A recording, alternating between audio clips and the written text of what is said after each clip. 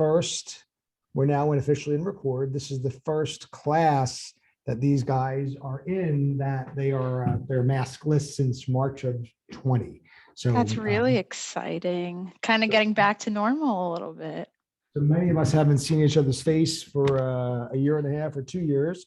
And Oh, boy. I think some of the stunned look on everybody's face has attached to the fact that we haven't seen each other's face, right? So it's been kind of crazy interesting and crazy weird. And so this class goes from 3 till 4:15, and it's a Monday, Wednesday class. And you took this style class with another instructor several years ago. I did. And the students that are sitting in this classroom today are a combination of, in some cases, several different departments. It's not just the mass comm group. We've got some students from other departments as well, other programs. So the way I run it, Lexi, is I run the class it's a class to introduce students that may have not thought about what it means to interact with the internet and what it means to publicize himself and what kind of new technologies are available to talk to the world. We talk a little bit about AI, we talk a little bit about robots, we talk a little bit about the web, we talk a little bit about seeing and writing and robotics. So it's exciting for me because there's so many things to talk about regarding what new media means. And we've been blessed here at York College of Pennsylvania to have several students, do homework assignments that are interviewing people that are into technology and some people that are not. So having you come in today is a blessing. For those people who are just here today, I just posted the Canvas site because now, Alexa, I know how to use Canvas now, Alexi. So we're making progress. It took me 2 years to figure that out. So I just posted on Canvas the description of this nice young lady who you now see on Zoom. I'm going to turn off the big light so you can see her a little bit better. But basically and fundamentally, I will do the hard read, Lexi, if you don't mind, because it's a little bit easier to do that. So just so we're clear about what's happening today, and it's really a wonderful thing to have a guest speaker come in. These people are in many cases working professionals. So if I'm going to carve out a 3 o'clock window for you, even if it's for 25 minutes, is a very big deal, let alone an hour. Lexi is actually a graduate from our mass comm department from about a year and a half ago, right, Lexi? Yeah, 2020, COVID year. And so I had the blessing of coming into York College of Pennsylvania, interacting with her class group who was graduating out. I kind of came in as a brand new instructor here on campus, trying to figure things out, what it means to be here at York while she was graduating out. So Lexi has finished out school, and as many of you understand, everybody takes a different route and trying to figure out who they are and what they want to be when they grow up. So Lexi bounced around from opportunity to opportunity, and I will read you what she told me is our current position for my cellular device. This is what she said. She says her job in her current position is to oversee the development of projects for our marketing applications our clients can use to gain insight into their digital marketing performance and optimize their sites and their online personality to continue to look at industry trends. I hope I said that correctly, right? So you got it. What I think is going to happen here today, and I'd appreciate it if you guys and gals would look to Lexi as a role model and maybe ask her a few leading questions when she's done her basic, who she is and what she's about, and what she does every day that uses new media. So we're basically interested in that wonderful phrase, right? What does new media mean to you? Some of our students have emailed me telling me that sometimes when a speaker comes in to say anything, it would be great if they keep reattaching what they do on a daily basis to new technologies. Like maybe when you started, Lexi, you could talk about, as an example, how challenging it was to communicate over email. Now you no longer use email as much as you use text messaging or some other type of communication, or what your clients have migrated through. Because I'm sure you're dealing with clients who are not always in their 20s. Some of these people are in their 40s, 50s, and 60s, right? So you've got some old heads there. So how you help them help themselves and how you help them with their business. So I'm going to hand over the floor to you. I'm thankful for your time, certainly, and I'm looking forward to hearing from you again and hearing your voice. So you're on. All right. Sounds good. Hey, thanks for the intro. I'm going to share my screen with you guys because I did put together a little visual aid so we don't have to just listen to my voice the whole time. So I'm gonna present. Let me know when you see it. You can just We give me see a it. thumbs up. All right, cool. Yeah, so hi guys. My name is Lexi. I am a York College grad, 2020. I started working at my current company, WebFX, right after graduation. I started applying really early. Probably applied winter break of my senior year, and got hired around March. So it's been about 2 years since I got hired here. Um, and I flowed through, I was an internet marketing specialist here for about a year, a little bit over a year. And now I have taken a position on our research and development team. So I do oversee some of our development and app projects. So I'm really excited to bring you a little bit of my elements in both of those different areas of expertise. Oh, goodness, in both of those areas of expertise, talk a little bit about the new media that I've worked with, that digital media that we focus on here within the company. And then now with my new role, I've gotten the opportunity to take a lot of my knowledge and specialties with digital marketing and apply it to what I call our unique selling proposition, what makes us as a company different, which is how we present our data to our clients and how we talk to them, and really kind of back everything that we put forward with digital marketing. And it was really cool that you mentioned that you guys talk about things like AI and robots and stuff like that. I work with that a lot in my day to day. So, just a little agenda here for you. We'll talk about why digital and why it's even important to step into the digital landscape. And what this means for you guys specifically as you're going to be new graduates here, exploring all different areas of new media, even past digital marketing. Some of you are, interested in social media, video, all of that good stuff. We'll talk about what digital marketing is, how we at WebFX optimize for digital business growth within our app that we've developed to give some of that presentation to our clients to communicate with them in the different ways that you mentioned, just based upon what their campaign goals are and business goals. And then what's next? We have questions and takeaways, and I'm happy to answer any questions that you may have about the presentation or just, questions about post grad, because I'm not too far out from when I was sitting in your seat. So happy to help there and answer any questions that you may have. All right. So first, what I want to talk about is why digital is so important in today's landscape. It is crazy the numbers that we've seen just specifically since COVID, how much digital is really driving in the space. This is actually a projection from January of 2021. So we're even further past that now, 1 year later. But this breaks down total population based upon how many mobile phone users there are, internet users out there, and social media users. So you could see that's a very large percentage of the population is using phones every day, using the internet every day, and using social media every day, which is why it makes it so important for us to be advertising and pushing businesses forward digitally, because we share so much of those eyes with the population in those ways.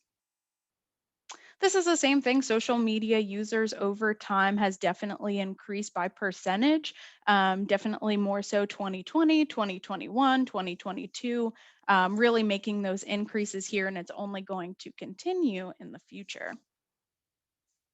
And then this is one that we actually show to our clients too, is why digital? Why do we focus so much on pushing our marketing efforts towards digital? And it really just is where the landscape is. There's 3.5 billion internet users worldwide. And all of those internet users, all of those websites are pushing more content. They're pushing more, building out their websites daily. So the internet is just growing exponentially every day. So it is really important to stay on top of that as a business if you want to grow within the digital age. Lexi, may I ask you a question? Mm-hmm. So I want to delineate the difference between something that's digital and something that's physical. So you've mentioned that you're presenting yourself to clients, new clients, old clients, and presenting the word digital to them as the de facto what we do today. Hmm.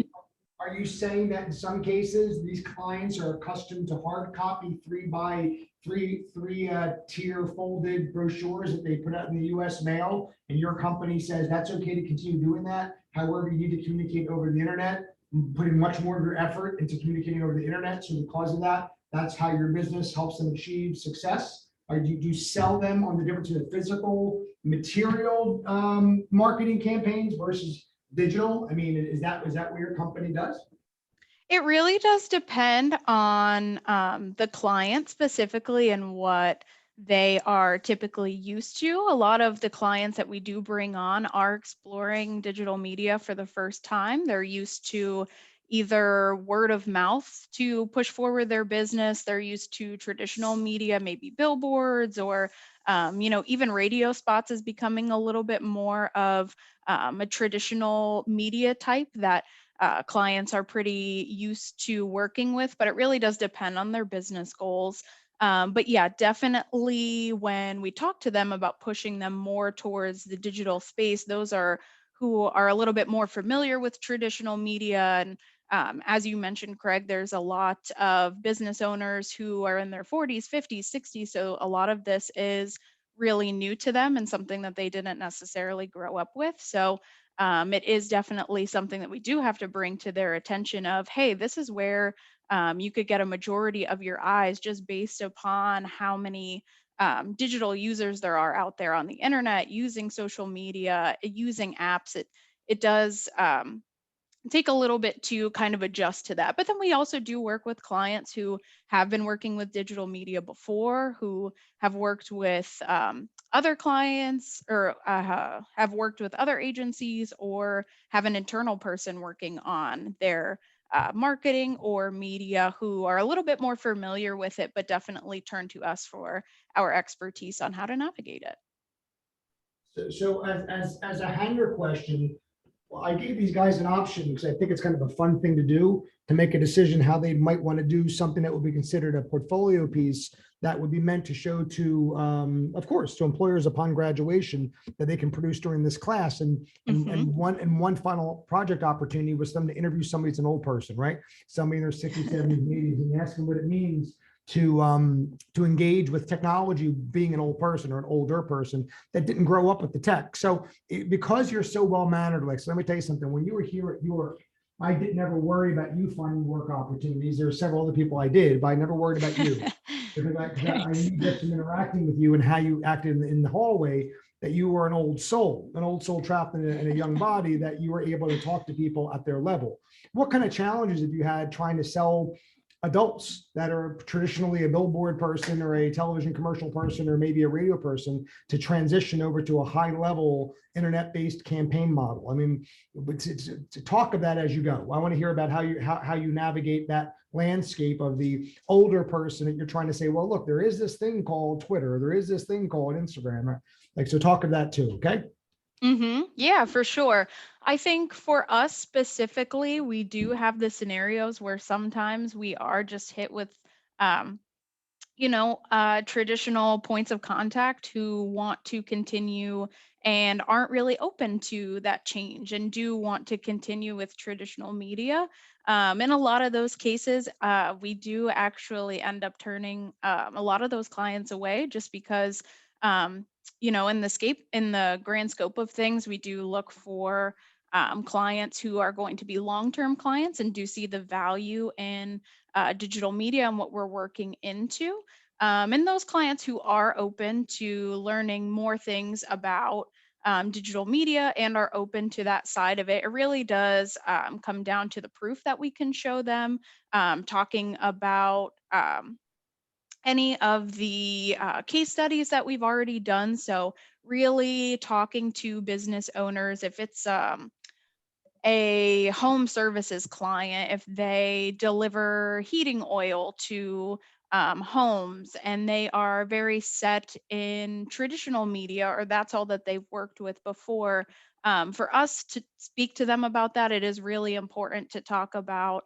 the success that we've seen with others in their industry, that works really well for communicating that to someone who may be more interested in traditional media, just kind of giving them the proof in the pudding results. And that's kind of what we put into our app too, is um, once we set up our app to a client's website, we can show them real time data based upon their website that will show them, hey, how much leads they're driving from digital media. That way they can make that comparison to what they've previously seen with traditional media. And then they can make those comparisons and really evaluate their ROI, return on investment there for digital media. So Lexi, you guys have your own application that was developed internally through software engineers that you're able to apply that application to somebody's current web presence and do an analysis of the traffic that comes in and out of their site. And you're able to create some sort of matrix or grid or Excel worksheet and charts to help explain how they are or are not getting pulled from their site, correct?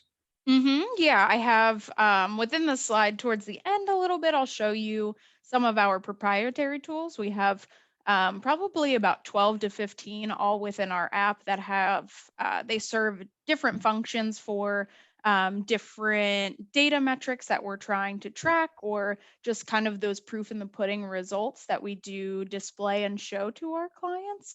Um, and even if we have time at the end, I could give you a quick demo of what that looks like too. You're fantastic. I'm thankful. Yeah. Yeah, but really, I do want to just talk about like digital media that definitely does mean a lot for businesses and them turning to digital marketing. But I do just want to touch on what that means for you guys as you're about to graduate and enter the job space as well. So this was just a projection that I saw about digital media specialist job growth. So one that's probably most applicable to most of you would be film and video editor down there. Um, these growth estimates are through 2028. So that's an 11% increase in how many jobs we're seeing there. So, with digital media, creating videos or film or whatever it is that you're going to be doing in any content space for a business, whether you work for an agency like me, or you work internally as a marketing manager, a social media manager, or if you are the video editor for a business, what that really means for you in with our degree specifically with mass communications is, as digital grows, our job opportunities in the space, in the market, is going to continue to grow.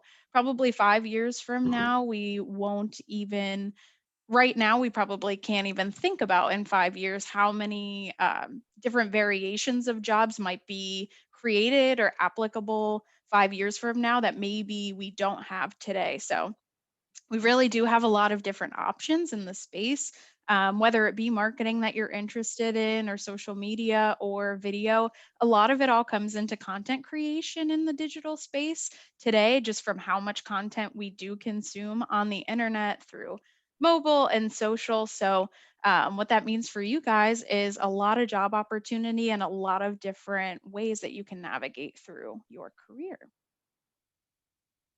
And then this was another one too that really stood out to me personally, just from my experience in my career so far. One of the most important future skills for marketers, or even just being in the digital space itself. In the future, if you could stake your career on one skill, what would it be?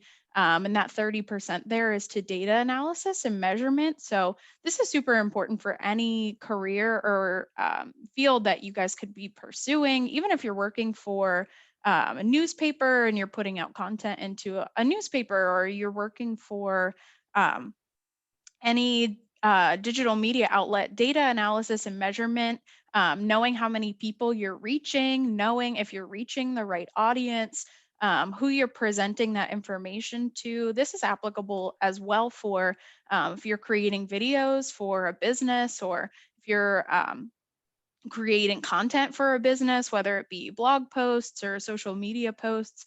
Knowing who you're driving that audience to, being able to collect and report on that information is going to help you further optimize that in the future. Otherwise, if you're just creating content and not really knowing how it's um, performing or evaluating, you can't really optimize on that and continue that growth for the business that you're working for, or for the news outlet that you're working for, if you're creating the right content for your audience. And then I want to talk a little bit about digital marketing. So, specifically, what we work with is SEO, pay per click advertising. We focus on content in house. We also have a social media department. We have a video department that creates video for our clients. We all kind of work together on all of these different areas within digital marketing. So, digital marketing covers a very wide span of all of these different marketing efforts that a website or a business can take part in to kind of cover the digital landscape out there for their customers. So another one here is why digital marketing. So in comparison to some of those traditional media outlets that we talked about, why is what separates digital marketing from some of those traditional areas, and what we talk about and how we kind of prefer digital marketing in this way is definitely can be lower cost depending on what you're investing in. SEO, which I'll talk about here, is free unless you have someone working on it. You'll be paying the agency or your internal marketer to do that, but just to get your content to show up in Google is a free service there. So definitely different than advertising, and we'll talk about that, but could be lower cost in comparison to paying for an advertisement in a newspaper or paying for a billboard. You also have that global reach. So, with traditional media, if you're putting a newspaper out there for your business, if you are putting a billboard out there, you really only have the reach of who's ever going to drive past that billboard or see it. With digital marketing, you have a global reach that you can reach as far as you'd like to in terms of where your specific audience is going to be, where your customers that you're targeting are. You have the potential for viral content. We've seen that with social media, just being able to really get a number of eyes on the content that you're creating. It's a lot easier to measure results when it's digital. We have tools like Google Ads, Google Analytics, HubSpot, any of those things that are going to help you measure your results in the space, that are a lot easier than being able to know how many people saw your billboard, how many people reached out from your billboard, and being able to make those comparative metrics. Keeping up with competition is a really important one. So being able to evaluate really easily what your competition is doing in the digital space just by evaluating whether they're putting out ads or whether um, they are doing SEO or they're optimizing their website, keeping up with putting new content on their website, or just putting out information onto social media. You're able to keep up with competition in that way by kind of keeping on top of it and replicating what they're doing. And then lastly, personalization. So it really is important and a lot easier with digital to personalize different content that you're creating towards the audience that you're specifically creating. With a billboard or a newspaper ad, you might not be able to customize for the audience that's going to see it. Whereas if you create different pages on your websites for different audiences and target those ads with different audiences there, you're able to better personalize that experience that that user is going to see, and that's going to provide a better user experience for that customer, which could possibly lead to more results for them converting or them becoming a customer for you. So we cover the full service digital marketing here. So I've talked a little bit about SEO and PPC, paid advertising here, and I'll talk about what the definitions of those are and what they mean. But local SEO, so that's going to be Google My Business listings and making sure that your address is accurate across the web. We also cover interactive. So we do website redesigns for businesses who are looking to optimize for best practices in the digital space. They're looking to create a better user experience for the customers that they are showing their website to. So they work with us on those website redesigns. social media, so covering posts and advertising there within social media, and then e-commerce sites that we work with as well. There's a lot of different specialties that go into each of these, like conversion rate optimization, which is optimizing your website for SEO, but also optimizing to gain more customers to reach out to you through your website and optimizing your website for that as well. So a lot of different specialties, a lot of different areas. Like I said, digital marketing covers a really wide range and a really big space. Today we'll talk about SEO and PPC and kind of what those mean, but there are a wide range of different digital marketing spaces that we kind of cover and that exist out there for businesses and websites. And it really funnels down to understanding who the audience that you're targeting is and where they're coming from. So if you're creating a video for a business that you're working for, it's really important to know who that audience is and what you want them to do and what their intentions are when you're creating that piece of content. Same thing with websites. If I'm creating a new landing page for a new service for a business, it is really important for me to understand what I'm trying to do and who I'm trying to target within that funnel. If I'm looking to create a new page within a website, it is important for me for a new service. It is important for me to understand, okay, am I just trying to give information to whoever sees this page, or am I trying to get them to fill out a contact form? Am I trying to get them to sign up for an email newsletter? It's really important to understand where that visitor is within these funnels, what they're specifically looking for, and to customize that piece of content that you're creating towards that end audience. And then internally, how we kind of address some of those challenges that I've mentioned. Um, we do put our customers on a nonlinear path to search and purchase. So 81% of consumers begin their search online. So what we want to do is put our clients out there in front of those who are searching and positioned towards those visitors that I mentioned. One benefit that we have of being an agency rather than an internal marketing person, like if a business has a marketing manager who works for them, that marketing manager is going to oversee all of those different digital marketing efforts that the business may be going into, whether it be if they're looking to do SEO, PPC, and social media. That internal marketing person might be responsible for all three of those deliverables. One of the advantages that we have as an agency is we kind of have the do it for me client base who want us to execute on all of those different strategies, all of those different marketing campaigns, and they'll reach out to us to do so. And the benefit that we have of doing so is we do have representation in all of these different areas. So when a client does sign on with us, if depending on their business goals, we will set them up with an internet marketing specialist. They will also get a social media specialist if they're interested in social media.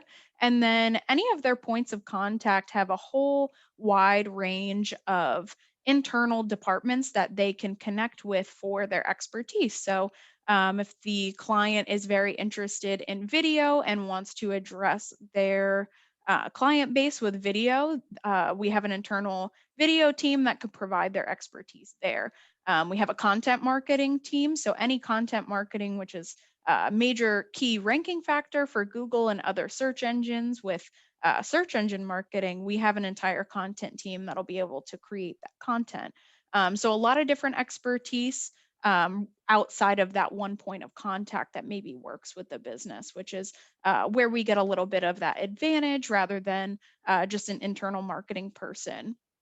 That business might have to pay that internal marketing person, may also have to pay a few other internal marketing people to cover all of the different digital marketing strategies that they want to tackle, rather than internally where we have a lot of different expertise that we can share.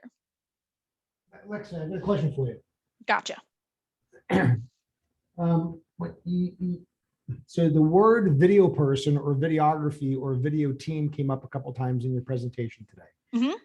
And I wanted to just spend a minute and ask you a question regarding what that means for your organization. And here's the question, Mhm. okay? So I would suspect if somebody said to me, you're going to sit down with a graphic artist and they're going to open up Illustrator or Photoshop, they would probably be an expert at Illustrator or Photoshop.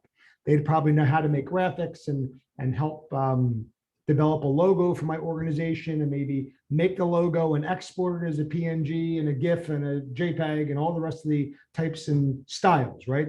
There's an Mhm. assumption that the graphic artist knows how to do graphic arts at a very high level, not just how to run the program, right?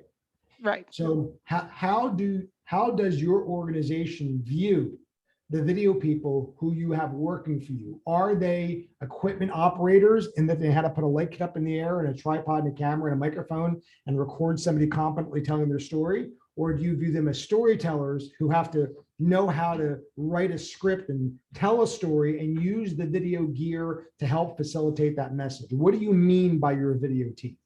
Yeah, that's a great question. So, our video team is a little bit different. So, I should clarify, we do work with clients all across the United States, and we do have global clients too. So, we don't have a dedicated team who's out in the field filming for our clients or creating video content for them. We are a little limited in that capacity. When I worked with clients internally as an internet marketer, I had some clients that were in Canada, some clients who were in Chicago. So if they did want video content, we can work with them based upon what their goals are for that content. But what our team, in terms of video, specializes in would be like whiteboard videos, live action explainer videos. We do some stuff with animation. So we do have an internal video team that probably would look a little bit different than what we would typically visualize for a video team, where maybe if one of you become a video editor for local business around here, you might be out in the field with gear, gathering um, different clips that you can use for that business and putting that out into social media. We don't do that for our client base, but we do create videos based upon um, what we have, like stock images, images that the client may have on their website. So we do kind of work around that, but we aren't as typical with having video teams like out there in the field, other than our own internal team that we have that creates WebFX specific videos for our customer base. So that is where we do have our own internal video team who's filming and creating videos with our team to show to potential clients that we may bring into the agency. Appreciate that. Thank you. Yeah. All right. So, yeah. So with SEO, I talked a lot about it so far. I wanted to turn it over to you guys. Is anyone familiar with SEO or have a good definition on hand of what search engine optimization is? So it is called search engine optimization. We have one hand up. This particular person, I think, has a grip on this subject matter from the conversation we had a couple days ago. So Oh, I'll let very him cool. speak out loud. So I manage like YouTube channels. So I have a good idea of what like SEO is. YouTube basically also has a thing called SEO score. Usually if it's like a 50 out of 50, it's basically guaranteed to kind of get into recommended and the algorithm.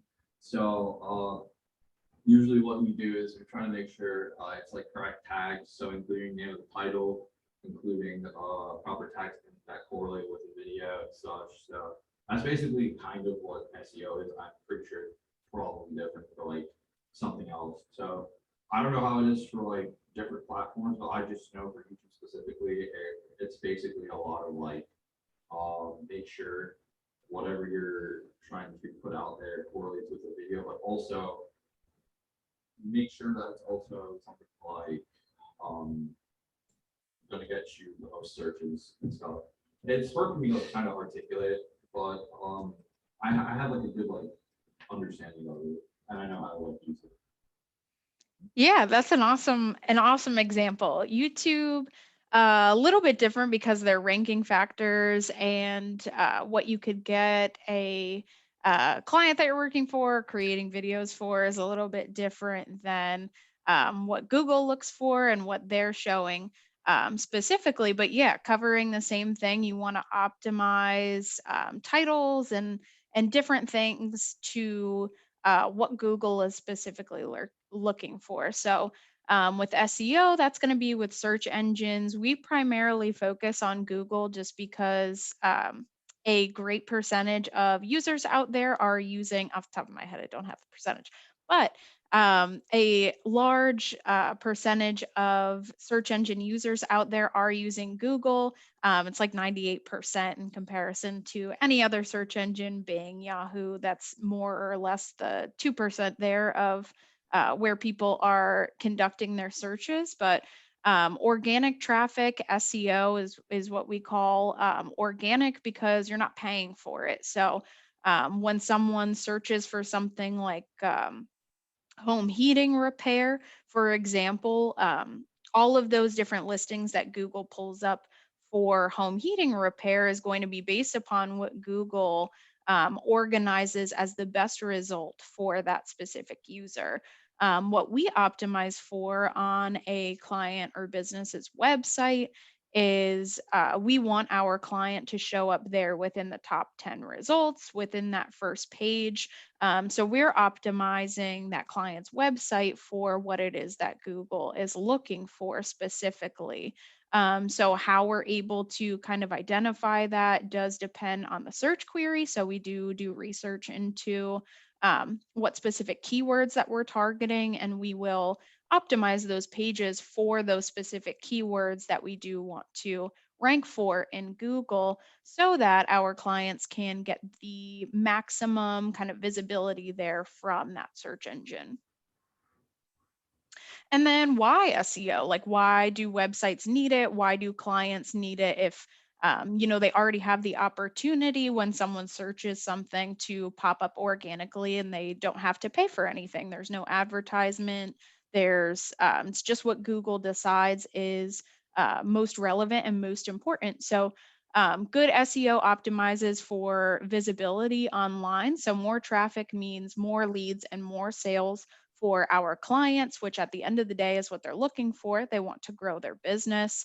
It proves the expertise in the industry. So something that we really focus on and is Google's number one ranking factor is the content that you're putting on your website. So the words that you're putting on there, the structure, all of that good stuff is what we focus on. That's why we continuously create content for our clients so that they could put that on their website and become an industry leader. The higher the trust that Google has within our clients' websites and the businesses' websites that we work on, the higher chance that they are going to be looked favorably upon by their customers, and a higher chance that that customer is going to turn into a lead and a sale for that business.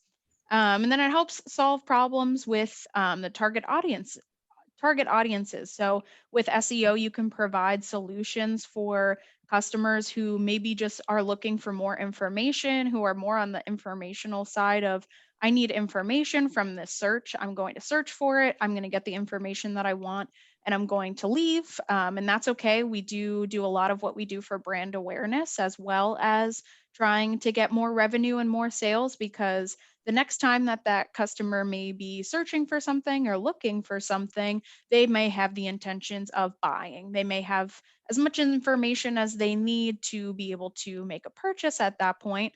And that brand awareness is something that we optimized for early on when they were higher up in that sales funnel. As they kind of move down and they're getting closer to making a purchase or to reaching out to a business directly, they're moving down that sales funnel that we took a look at earlier.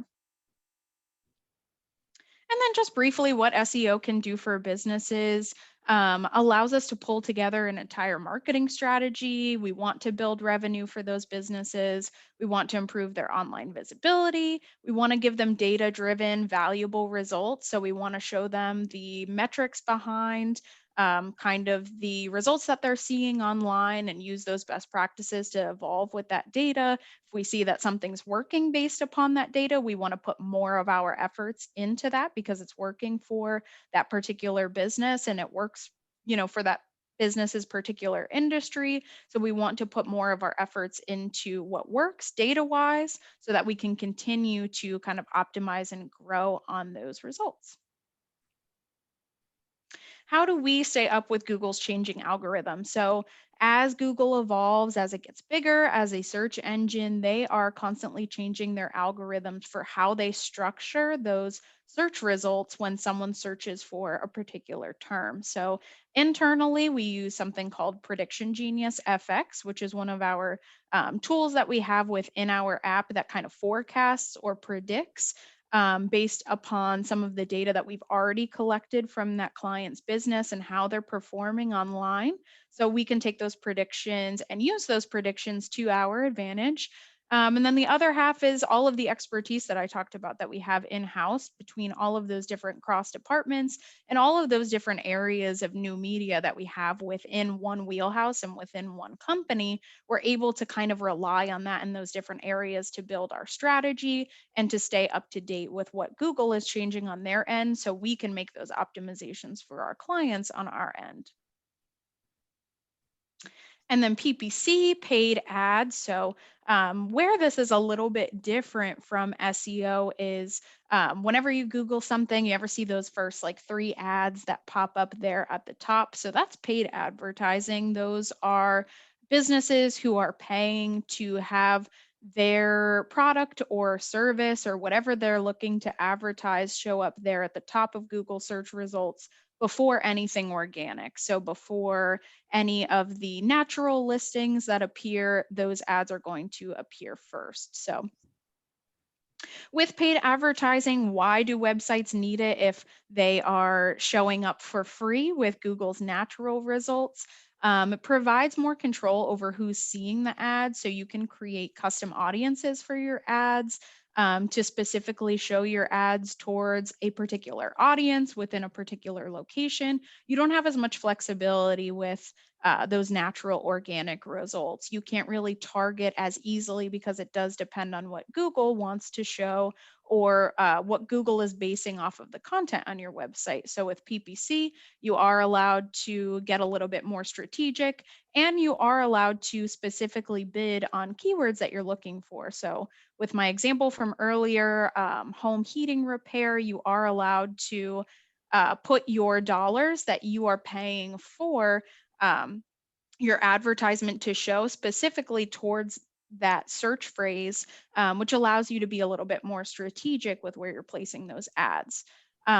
Pay per click, so you're only paying for the clicks. You're not paying for any of that visibility. So if your ad shows up and the customer doesn't click on it, you are getting that visibility by whoever's searching for that to see that ad, but you aren't paying for anything until someone clicks on that ad and goes over into your website. So you're getting free visibility, but you are paying for any of those visitors to reach your website directly.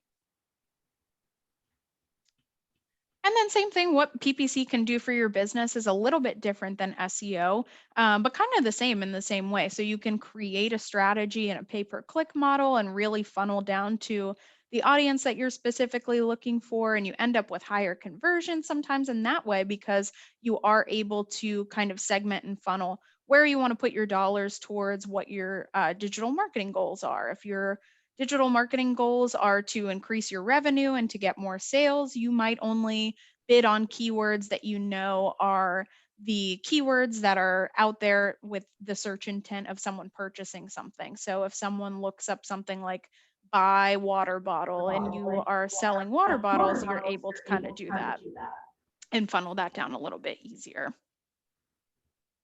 So this is how a typical PPC campaign is set up. So with that water bottle example, if you are selling water bottles, that might be my ad campaign.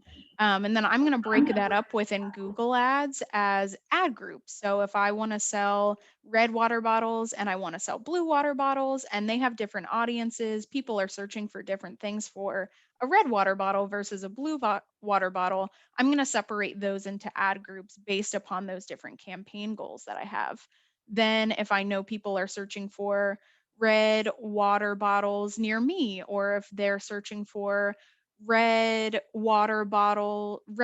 coffee bottles, and that's something that I can provide, I'm going to create that as a keyword, a targeted keyword, and then I'm going to base any of the keywords that I'm putting my money towards purchasing into my ad copy. So within Google Ads, you're writing those ads that a customer is going to see when they search something.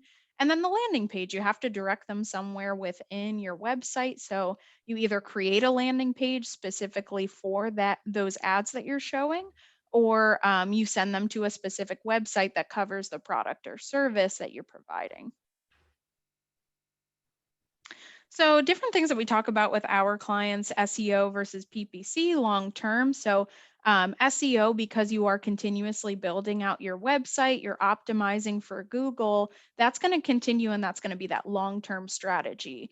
Where PPC is more of a fast results. As soon as you start paying for those ads, showing those ads, you're going to get more visibility and more traction. But the second that you turn off those Google ads, is the second that that stops kind of accumulating. So that's why we kind of cover both. You get more online visibility and a little bit more brand awareness with SEO, and then you can also structure that towards more sales and more revenue with pay-per-click and digital display advertising, which is where you would show an advertisement like an image or something of that nature rather than Google listing with search. But that's kind of the comparison. We go after both for different reasons, where SEO is kind of our long-term strategy. PPC is more of a short-term strategy that helps us kind of enhance the results that we see from SEO. And then social media, one that I know a lot of my peers, when I was sitting in your seat, had a lot of interest in terms of social media. I internally, when I was an internet marketer, I worked with SEO and PPC, so I'm a little bit more familiar with that side of digital marketing, but we do cover social media for clients as well, because it is such a big presence digitally, and so important for our clients to touch on those social media users every day.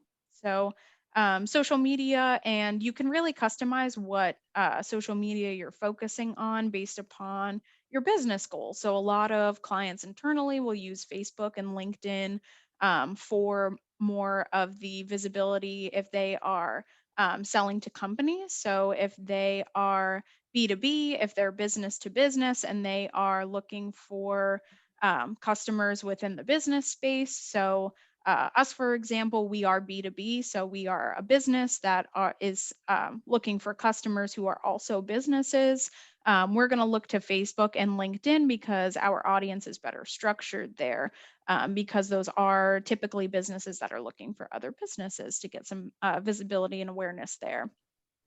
Instagram and Twitter are a little bit more preferred for business to consumer. So if I'm selling a product, I will typically advertise on Instagram or Twitter, where I'm looking for those direct consumers. And then also the newest are kind of Pinterest and TikTok, and optimizing for all of those different areas in which we can now advertise or now create content for that drive more brand visibility for our clients in the space. And then there's also the value of social media. So just as I talked about with PPC and advertising on Google and other search engines, same thing with the social media. There is an organic side of it where you can post content for a business just on your social media profile, or you can show specifically paid ads. I'm sure you've all seen some paid ads on Instagram, Facebook as you're navigating through. So you can go about it in an organic way, but you can also go about it with paid advertisements that are on social media. And then same difference there with social media paid ads, you're going to be able to funnel those and target those a little bit more for that specific business. And then we bring together all of those capabilities, technology, and data for small, medium-sized clients. Those are businesses that are our bread and butter, so small, medium size, that we can really cover the full digital landscape for. Based upon any of those goals and what we're trying to focus on, we've created our technology platform to be able to accommodate and show data for those types of things or enhance that performance. And that's what I call our advantage, or our data-driven marketing. So you'll see here, based upon the different tools that we've built out within our app to be able to help enhance some of those campaigns, you'll see the projected lift that each of those marketing campaigns will receive. So I'll go into what some of these tools are and what they mean just briefly, but it is kind of our competitive advantage of being able to take the information that we're gathering from putting our digital marketing efforts back there, and then providing that data and insight within one app to our customers. This kind of helps us communicate that over to the more traditional business owner who wants more insight into the customers that they are getting through their website. They just want to understand more about their website, about their business, about their customers, so they can optimize for that within their business goals as well. So 3 of our main tools that we focus on with our app are company tracker. So we've really built this out to kind of help our clients understand who their visitors are to their website. So when someone comes over from SEO or from PPC and it's a company, so this is applicable to business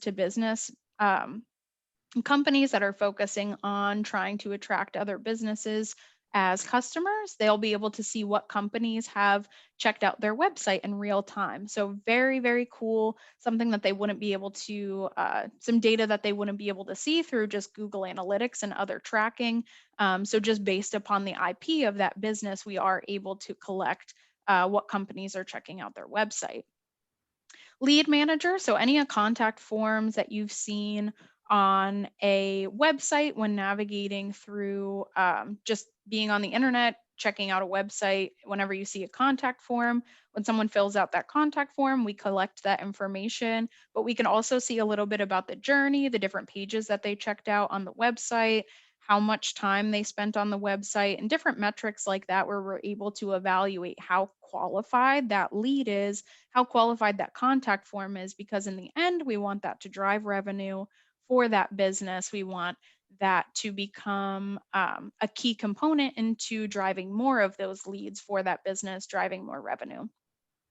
Call tracker works almost the same. So instead of someone filling out a contact form when they're picking up the phone and calling into the business, we're able to use our call tracking numbers to be able to identify what marketing channel that's coming from. Is it coming from SEO, PPC, any of our other digital marketing efforts? And then we're able to report on that just based upon providing that over to that business owner. Hey, this is how many calls that we got from SEO this month.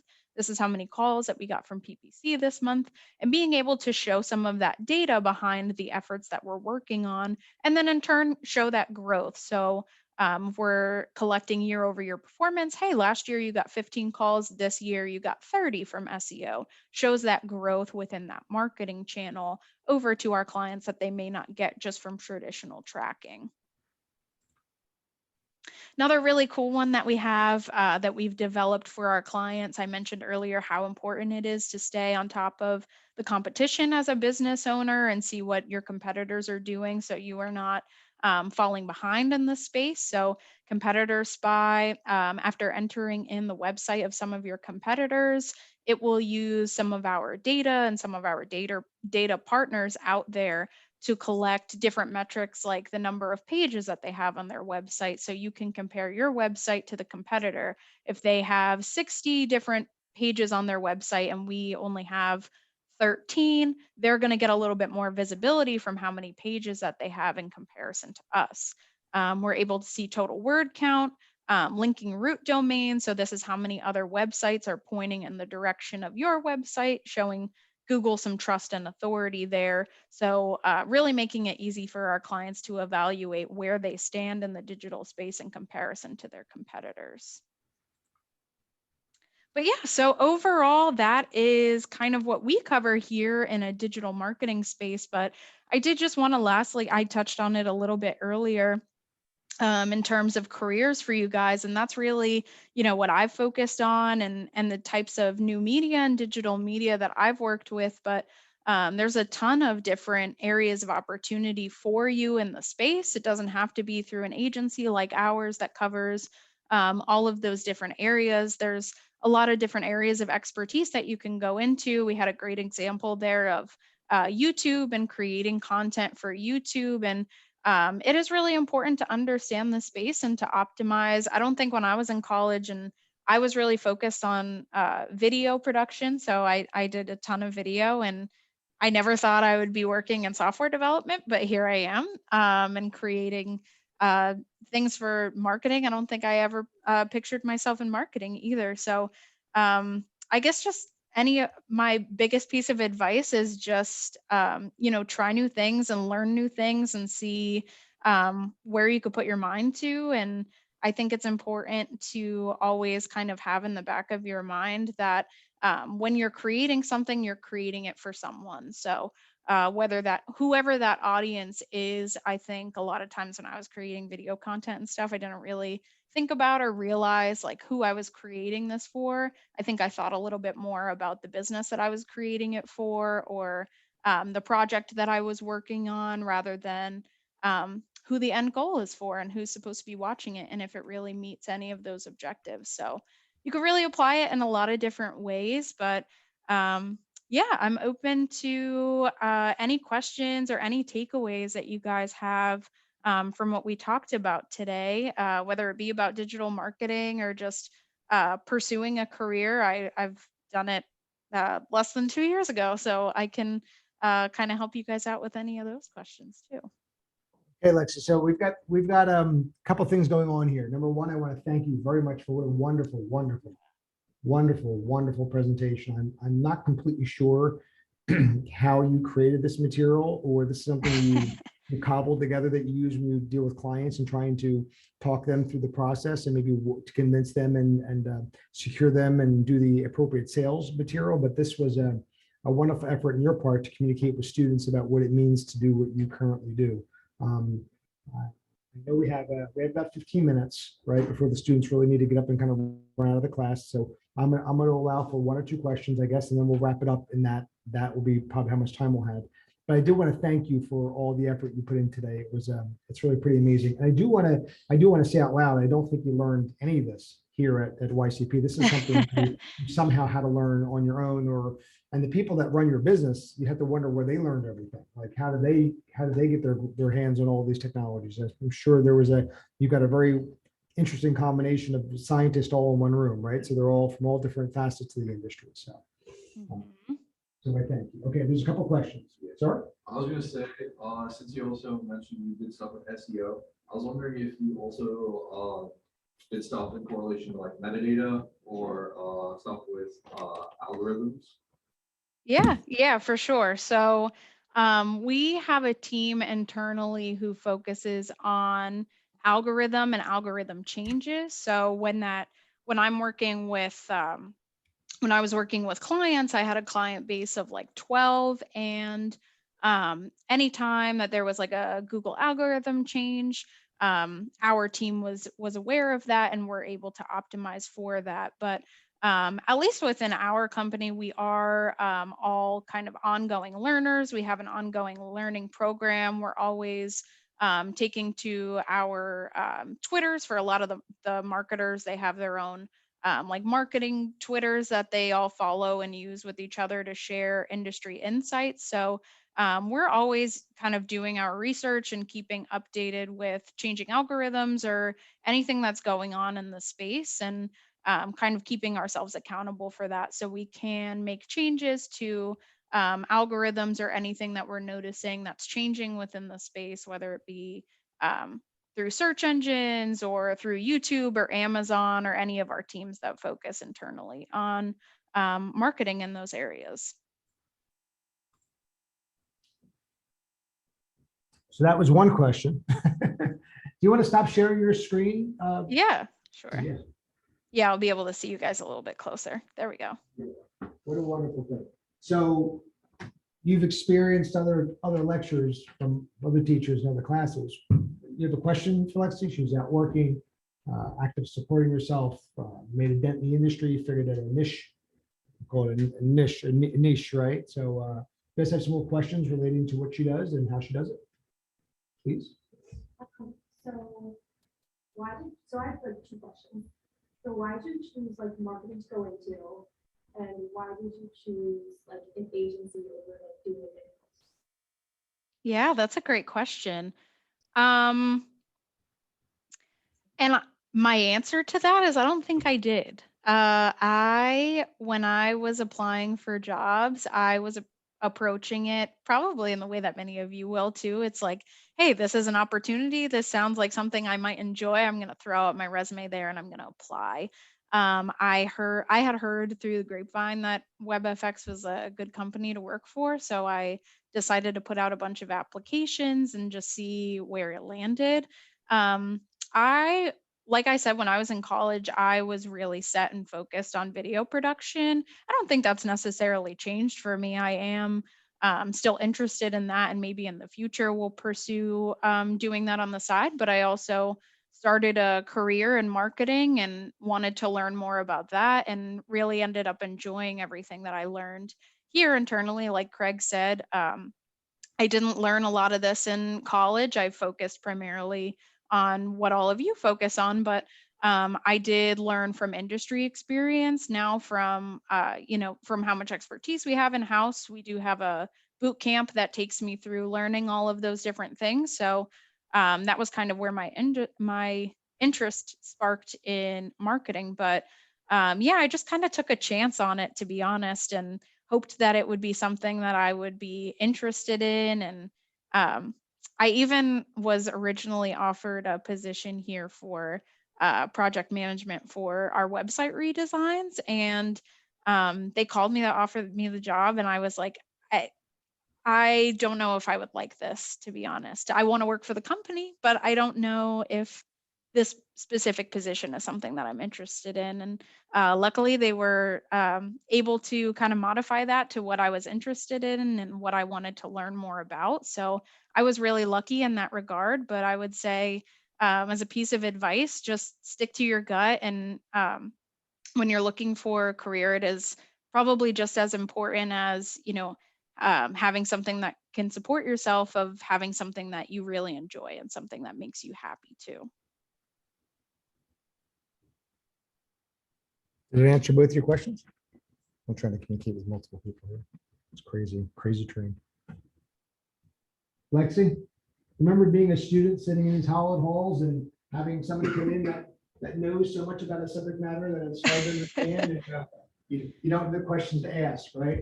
For sure. I definitely don't expect you guys to be SEO or PPC experts, but I hope at least I think Intro to New Media was the first time I ever heard SEO. And I think at the end of the class, we put together some sort of presentation on we had to pick out a business. I did the restaurant that I worked at, and I evaluated their social media, and I did my research on what SEO was and put it together. So that was the first time I had heard it when I was sitting in your seat. So hopefully, if you're interested in learning more about it, you have the opportunity now before you graduate to do more research on it and check out if this side of digital marketing is interesting to you, or if you're really interested in radio. I really kind of encourage you to look more into the areas that you're specifically interested in and get more of an idea, because like I said earlier, digital is growing so much and you have so much opportunity in the career space to really apply for as much as you want and do as much as you want. And it doesn't have to be necessarily what you envision that you're going to go after right now.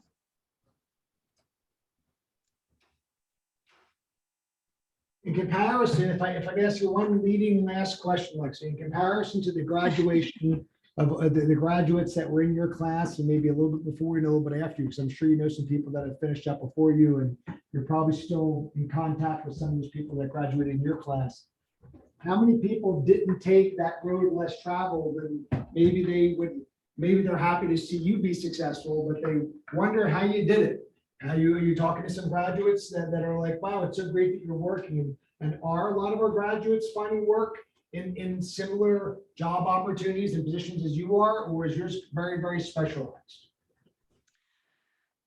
Yeah, that's a tough one. I guess it depends. When we first graduated, I will say it was probably, I saw a lot less of my peers being able to secure jobs just because there was so much unknown with COVID. So a lot of businesses that had job opportunities maybe had to take away some of those job opportunities because of COVID really affecting businesses out there and really kind of changing.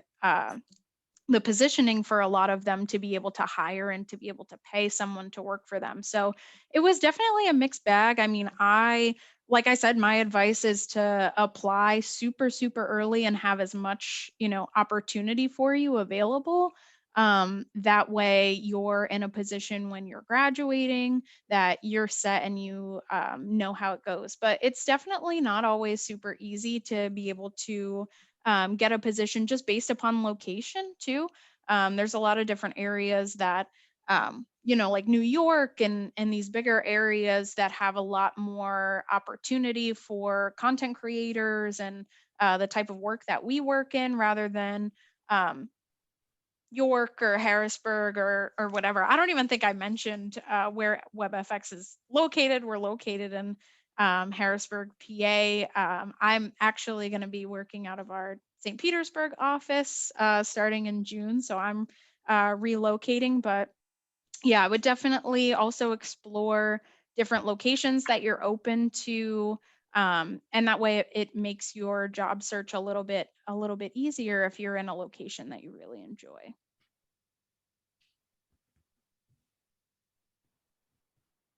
Well, like I say, I think it's inappropriate that anybody thinks that the job they're going to find is within 5 miles of their house. Right? Yeah, So for sure. if anybody But I has mean, that, it could happen. It very well could happen if there's a business down the road that needs your services. the mystery wrapped up in the mystery wrapped up in the job search marketplace, right? And Lexi, I appreciate your candor and your honesty about your perspective on your peers. But I will say that a lot of people that wanted to find work did during COVID, and they're finding it now, and they found it before COVID started, and they're finding it after COVID's over.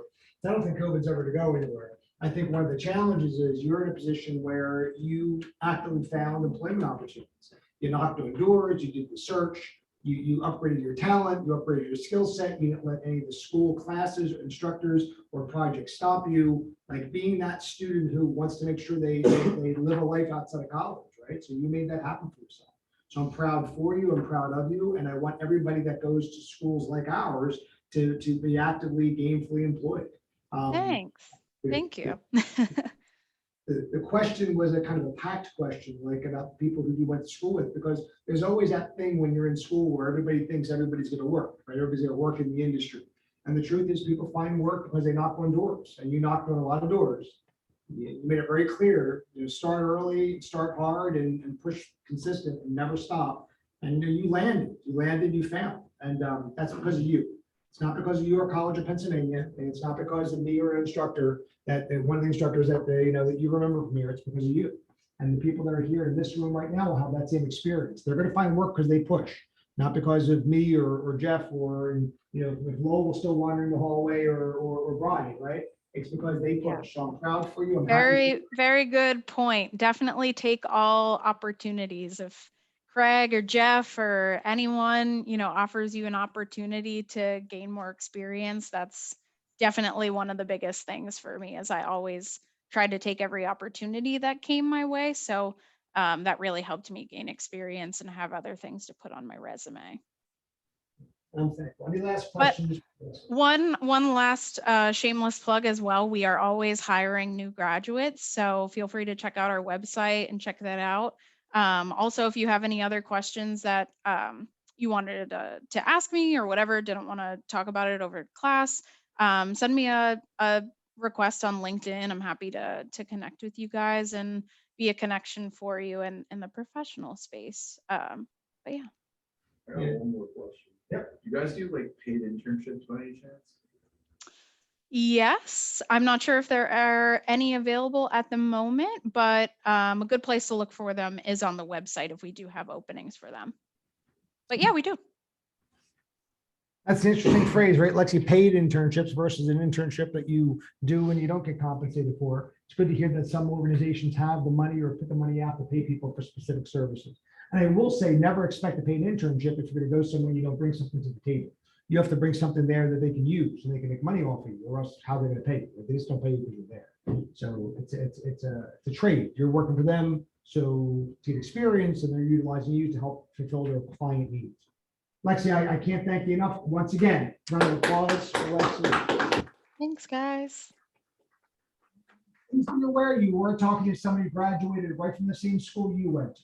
So I don't have a fear in this kind of moment, Lexi, to allow you to introduce the fact that if they go to LinkedIn, look you up and text you there, that's fine. But if you were my lead, I would say they would have to come through me before I would send them to you. So I'd make sure that before sending to you, I would be able to vet, right? So, because you don't want to waste your time talking to people who are going to go around in circles. And But it's always good to have a professional connection on your LinkedIn. So you could always send me a request. I don't mind. I'm so very appreciative. Once again, Lexi, you're fantastic and wonderful, and we love you here at YCP. For the rest of you, we say thank you, Lexi. Bye, guys. Good luck. Appreciate it. I'll sign off for you. Thanks, Lexi. Yep. Bye, guys. Appreciate your help. Thank you so very, very, very much. All right, everybody. Thank you. Thank you very much, guys.